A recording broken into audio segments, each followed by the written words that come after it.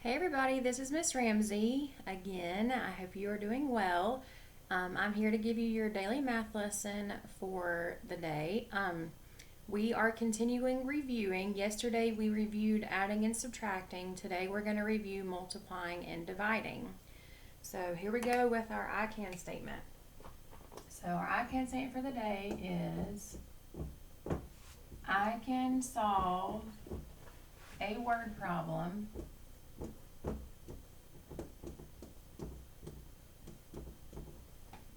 by multiplying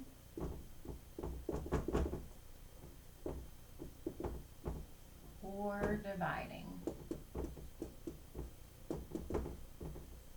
Okay, so if we read it again, I can solve a word problem by multiplying or dividing. So we're going to focus on the multiplying part and the dividing part. And just as a review, when we multiply, that's also repeated addition. So anytime you're adding the same number over and over and over again, that would be a reason to multiply.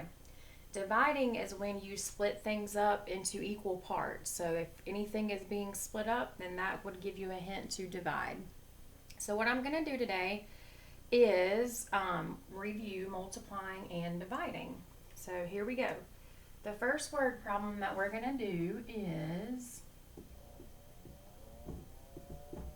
I have 17 apples in each of my 15 boxes. How many apples do I have in all? Okay, so if I read the problem again, I have 17 apples, so that part's going to be important. In each of my 15 boxes, each one, so that means one box is going to have 17 apples, the next box is going to have 17 apples, the next box is going to have 17 apples. So hopefully that's a hint to you that the 17 apples are repeating. So how many apples do I have in all? Well, since the 17 is repeating, that should give me a hint to multiply. And there's two different ways that you can multiply. We have the area model, or you can do it the standard way. So I'm just going to review both ways. So if I do area model, I would do 17 as the expanded form, so that would be 10 and 7. And then I would do the expanded form of 15, so that's 10 and 5. And then I would draw my boxes. And then 10 times 10, we should know, is 100. 10 times 7 is 70. 5 times 10 is 50. And 5 times 7 is 35. And then you know to add all of your numbers in your boxes. 0 plus 0 plus 0 plus 5 is 5.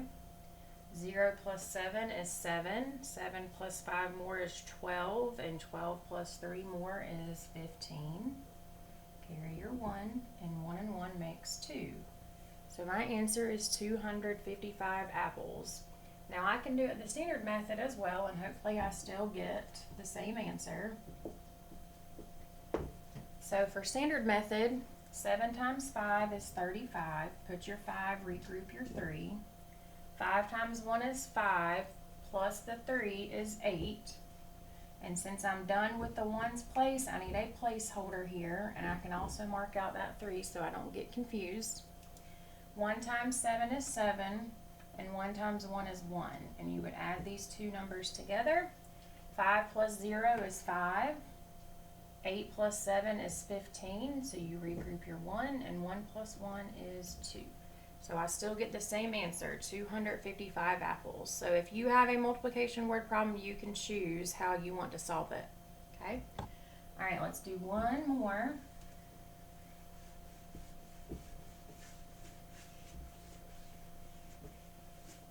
All right, so now my word problem is I have 782 apples to equally distribute into 6 boxes, how many apples would go in each box? All right, so let's read our word problem again. I have 782 apples, so that's going to be important. To equally distribute into 6 boxes. So let's talk about what distribute means. Hopefully you've seen that word before. Distribute is when you give something out. So I'm giving the apples out into 6 boxes. So if I'm splitting them up into 6 boxes, hopefully you would know that that's a hint that this is a division problem. So when I divide 782 divided by 6, remember your steps for division are divide, multiply, subtract, bring down. So can 6 go into 7? Yes, it can, 1 time. Now I multiply, 1 times 6 is 6. Now I subtract, 7 minus 6 is 1.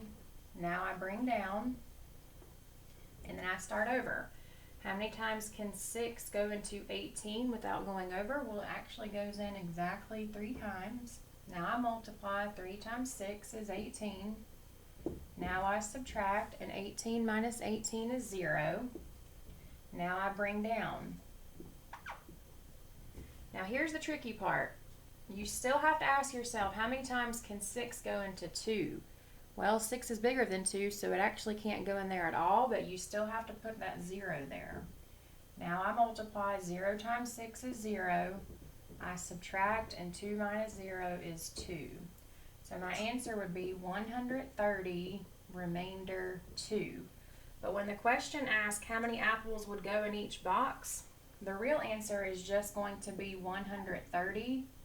Because remember, this remainder 2 means that there's 2 apples left over that cannot equally go into the boxes. Okay? So hopefully that was a good review for multiplying and dividing. Make sure that you read your word problems carefully, and if it's repeat addition, multiply, and if it's splitting things up, then you would divide. Okay? All right, guys, I'll see you tomorrow.